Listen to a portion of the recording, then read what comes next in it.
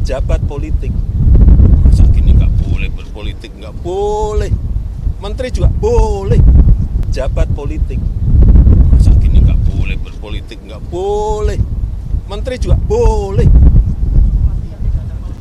Yang mengatur itu hanya tidak boleh menggunakan fasilitas negara. Itu aja. Ada rekomendasi untuk mundur, Pak? Gimana? Ya saya mau tanya. Ya enggak. Terima kasih, Bapak. Ya ini kan hak demokrasi, hak politik setiap orang, setiap menteri sama saja. Yang paling penting presiden itu boleh loh kampanye. Presiden itu boleh loh memihak. Boleh. Tapi yang paling penting waktu kampanye tidak boleh menggunakan fasilitas negara. Boleh, Pak. Kita ini kan pejabat publik sekaligus pejabat politik. Masa gini nggak boleh berpolitik, nggak boleh.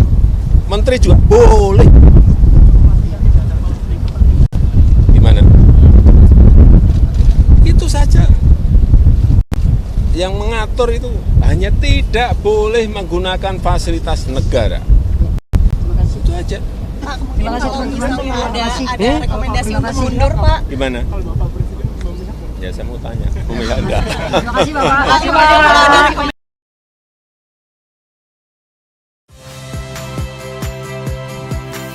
Saya Ihsan Sitorus.